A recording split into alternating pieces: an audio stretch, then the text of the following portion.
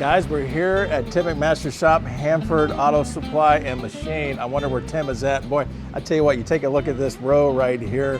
This is what greets you. Talk about window shopping, man, that's where it's at. So let's walk back here, see if I can find Tim real quick, and we'll get going. So, oh, hey, I think that's Kathy right there. Hey, Kathy, how you doing? Hey, hi, Daniel. Hey, good to see you again. Yeah. Hey, great. yay. Have you seen Tim anywhere? Is he around? Tim's busy, but I'm sure he's somewhere hiding in here. Okay, well, I'll try to go find him, okay? Yay. All right. We're glad you made it, and help Hey. yourself to whatever. Thanks for having me. All right, well, Tim's gonna be back here somewhere. This is where all the magic happens with the heads. Of course, he's got a set of diesel heads there, power stroke, and then, hey, it's a set of FE heads sitting here, looking real sharp. All right, let's walk back here to the shop. Boy, there are the race cars right there. And let's see if we can go find Tim here. He's bound to be back here somewhere.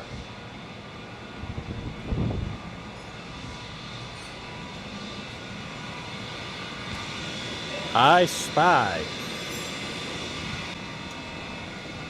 Man, all kinds of great cars out here. Hey, Tim. How you doing, Hey, man? Daniel, how you doing? Good to see you. Long time Good no to see you. Glad to make it up this afternoon. Yeah, what you doing? Not a whole lot. Come up here, want to talk. Who let you in? Yeah. All right. We're glad you made it, and help Hey. yourself to whatever. Thanks. I'm afraid Kathy did. Oh, okay. Yep. She'll let anybody in. There you go. Oh, So what you got going on today? well, at the moment, I have some 2-barrel 351 Cleveland heads that I'm getting ready to surface. The surface does look clean because I touched them on. I got a big belt sander there, but that's just to take the gasket off. Belt sander doesn't make the best surface, but it cleans things up. So yeah, give me a couple minutes to finish setting it up and you can see it cut. All right, sounds good. Tim has all kinds of equipment in here, of course, as a machine shop, and then he's got all kinds of parts in here as well. Different times we've got entire engine builds for the Y-block, Flatheads. I think there's the Willies there sitting on that stand. And of course, you can imagine, since this was once an auto parts store, we'll turn the camera around here, you can see all the books. Now, as a teenager, I can remember flipping through all of these before you had all the computers, and some guy would walk up to the counter, ask for a particular part. You had to know where to go for the manufacturer of the part, and then of course you just look up the application to get the part number you need. Got quite a bit up here for display on the racks. These chrome mercury Y-block valve covers are sharp. Got some other things from Offenhauser, some other trick things here. Got some other things up here too for flatheads. Tires fills up here. It's a Thixton up there. All kinds of names, all kinds of manufacturers from back in the day. Some nostalgic, some current. I think these air cleaners here come from Spotlight Customs. Tim does sell Y-block speed parts and hop-up parts there. The valve covers. You got these kind of log style headers here as well. Now the shop floor is kind of like a museum. We got all kinds of pieces out here. Flatheads and even prior flathead Y-block stuff out here, of course. We can see that. All kinds of goodies. And a blower up here. I didn't know he had that. And that's sitting on a Y-block intake. Got to ask him about that one. Looks familiar, little Holly 4000 sitting there. Now this is not an old casting. This is a current casting from Offenhauser, but from what Tim tells me, nothing has technically been changed. Now the casting does look nice, but this is more for appearance and nostalgia than it is really for performance.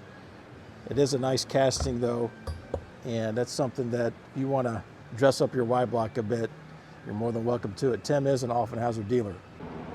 Okay, so this is I call it a low-speed broach cutter. There's a cutting head in here. It's got 19 different cutting bits, and it turns at a relatively slow RPM. I've got a high-speed cutter over that I do nothing but aluminum heads on, and it makes a nice mirror finish, but you can use the low speed on cast iron like this. So we adjust it lengthwise and then side to side. We have a little bubble level here. It's pretty close here, actually. The way the table is, it favors one side. Nothing's perfect, and it changes with the temperature in the air too. And we'll check it here. If you want to take a look at that bubble there, it's about ready to go.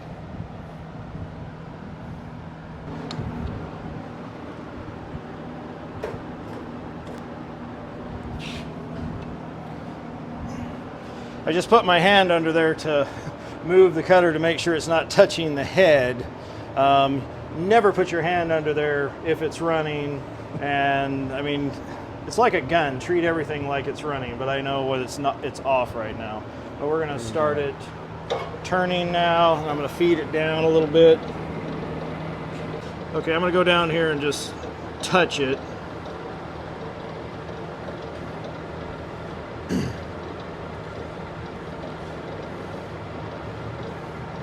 It's close, but I don't want to move too fast.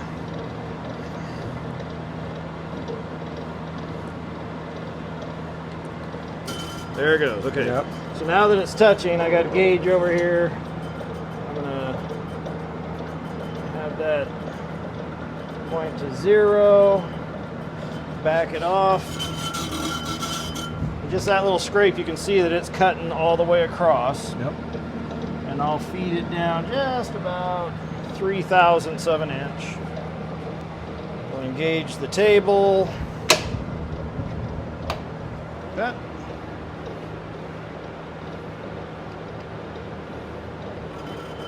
There you go. Moves a little slow, but you don't want to get in a hurry on these. Sure.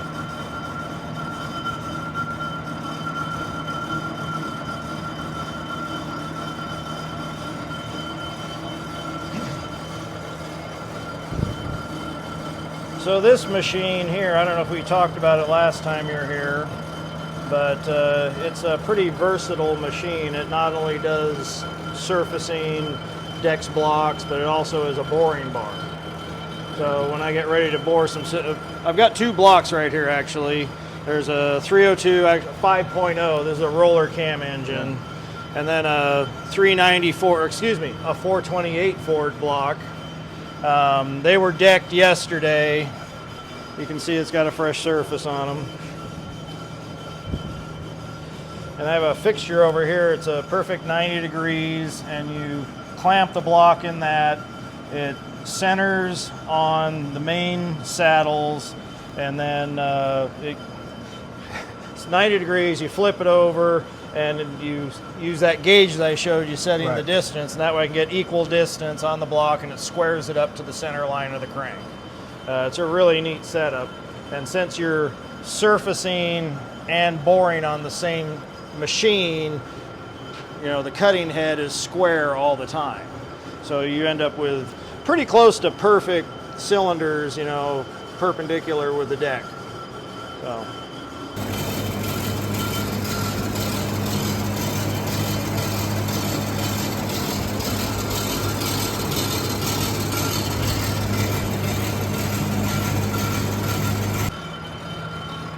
This is actually money-making work here, so I still have to do that.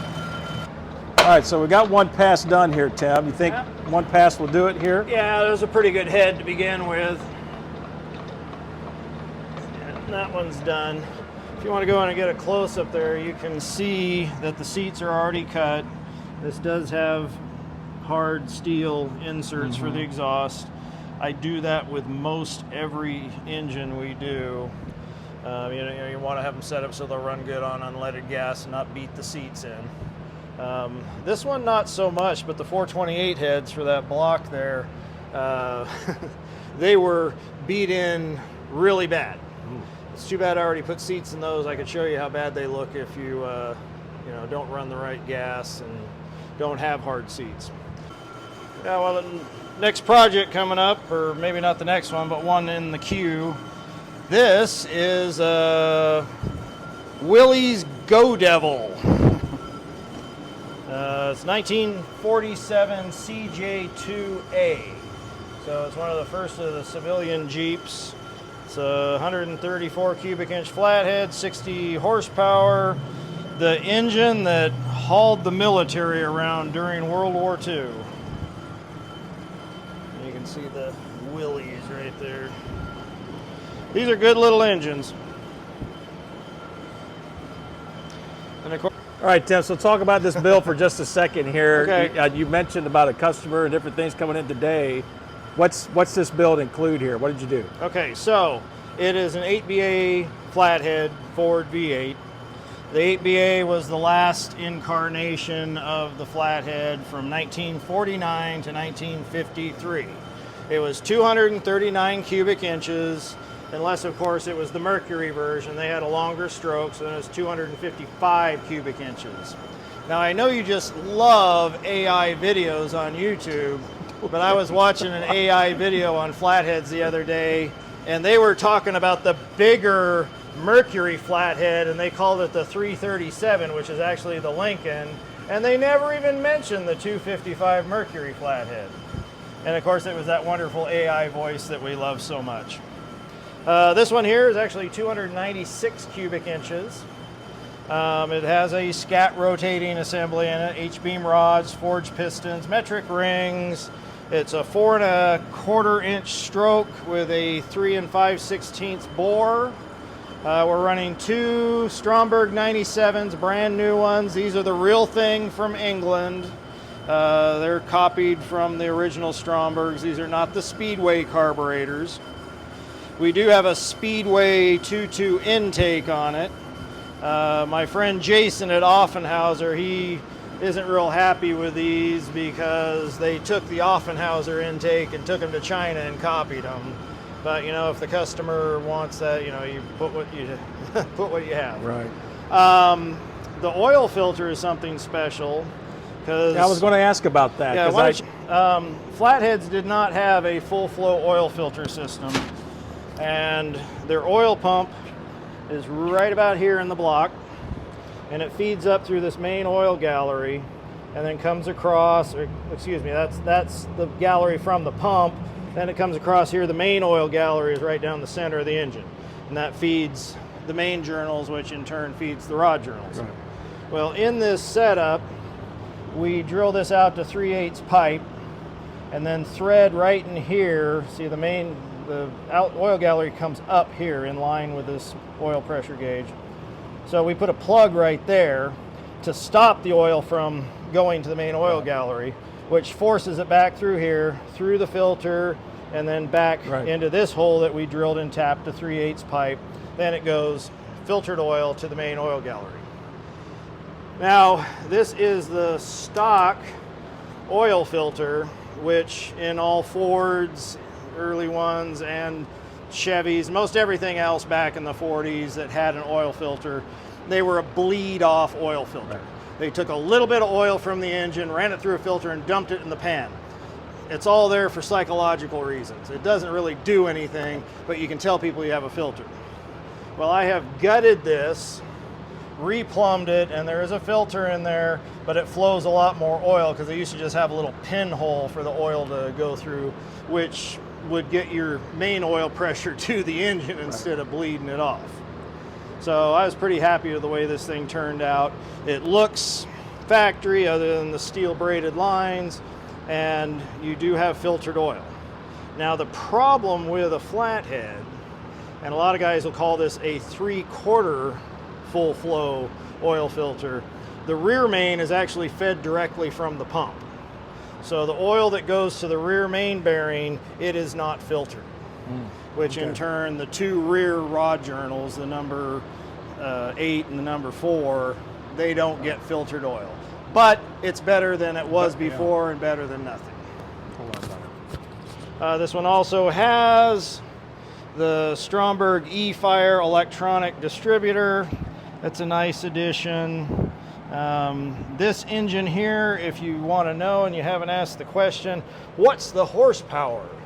You know, there's a saying about flatheads, you'll never spend so much money to go slow. These engines in the last iteration of the Ford Flathead, they were 110 horsepower. The Mercury in 1953 was 125 horsepower. This thing here, the way it's set up, and this is just a rough guess, but it's probably about 160 to 170 horsepower. So it's a pretty good percentage increase. And I can tell you from my 53 Mercury over here that it has the Mercury Flathead, but it is built about like inches. That car with a flathead, 3-speed overdrive, I run it down the road 85 miles an hour all day long. And it actually accelerates really good for a flathead. And again, in a heavy car, I always liken it to like a stock overhead from the 60s. Average overhead, not like a 428. All right, Tim, let me ask you a personal question. I'm just looking at the stamping here on the head. Yeah. I've seen some at junkyards or swap meets. I'm just looking around. Where I've seen these where I've heard of them 8CM. What's that designation? Yeah, that would be a Mercury. Okay. Yeah, and the 8B8 is the Ford engine. Okay. There's a few different ones. There's 8RT. You know, it's a truck. Yeah, I don't have them all in my head, but I can go look it up in the book for you. No problem. Remember, I'm the Y-block guy. Not the That's Flathead right. That's guy. right. The Y-block guy. But hey, this flathead looks really good. Ready to go.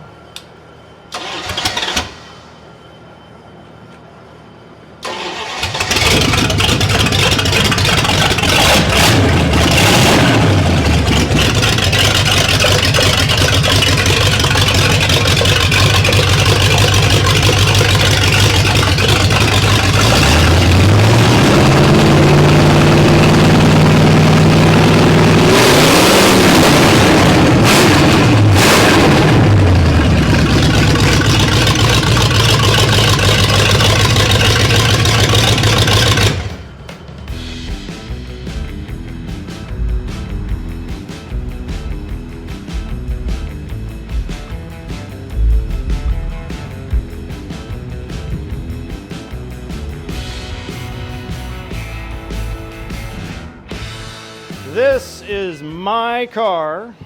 All right. You may have put it in one of your other videos, but this is Ruby, the Widower Red Roadster. And Ruby just returned from RPM Nationals in Santa Margarita, California, where we took top honors in eliminations in the V8 street class. Now explain what that means, Tim, about street class, or Well, what it's supposed to mean.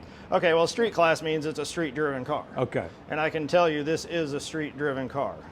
There are some cars out there that, well, you know, they don't exactly look like street cars, but, you know, as long as they pass tech and they're in there. But I can tell you that my car is much heavier than most of the other cars out there. And she's been a real good running car. I have won the V8 street class 3 years, 2 years running, and I won again back in 2020. And you can see it's full interior. Yep. It's got a carpeted trunk with gas tank, spares, everything, the instrumentation. The engine is a 59 AB block. I'm running Tony Barron heads. These are some of the best cylinder heads you can get for a flathead. Tattersfield intake, which is Tony Barron's also. I'll plug Tony Barron. He's a good guy. He makes a great product. It's typical stock ignition. As a matter of fact, it's a stock Ford distributor. It does have a Pertronix lobe sensing pickup in it, and I do run an MSD box to, you know, CDI spark. 4 81 Strombergs. Anybody who thinks that's too much carburetor for a flathead, well, take it out and run it against mine. This one is I think this one's about 298 cubic inches. It's a little bit bigger than the 296 because I had to go a tad bit overbore. The block is really strange because this block came from the RPM National swap meet. Nobody wanted it because it was just rusty as all get out. And I cleaned it up, dipped it in acid and machined it. and it's been a winner. It's been in here now for, 5 years. Wow. And I did stick a valve back in 23, which put me out of the race. Nice thing about a flathead, pull the heads off. I pulled the valve out, put it back in, and it's running. This thing, it runs good. And I'm going to drive it home today. So There you go. if you follow me, I will have a video up of it running down the road later on today.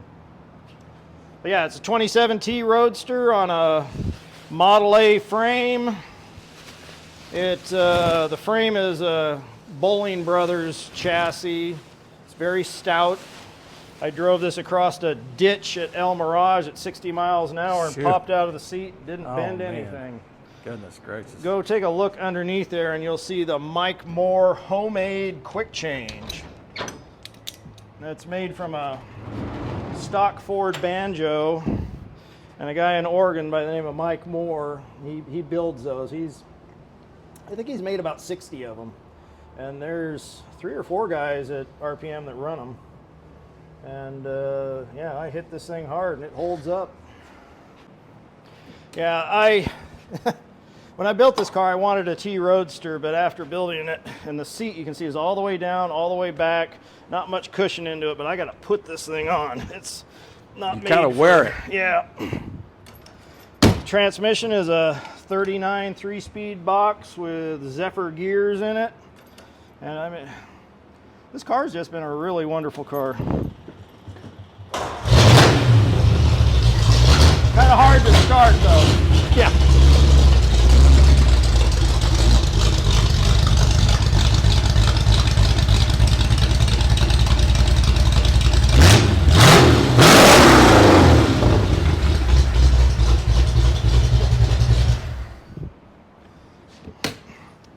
It's a fun car to drive, but I don't like driving it too far because it gets uncomfortable on an old man like me. Yeah, the lettering here was done by my friend Daniel Shackelford. The original pinstriping was done by a fellow named Zeke. I got to give him credit for that. Barnstormers. We are a car club. It's mostly a bunch of East Coast guys. They were nice enough to let a few West Coast guys in. I think there's just 4 of us now. There's myself, Justin Martin, Evan Bailey, and Clayton Pattison. And if there's anybody else on the West Coast that I didn't mention, I'm sorry, but we'll get you in there later. Anyway, it's a good bunch of guys, and they race at Trog, and it's all hot rods and traditional jalopies. Good fun.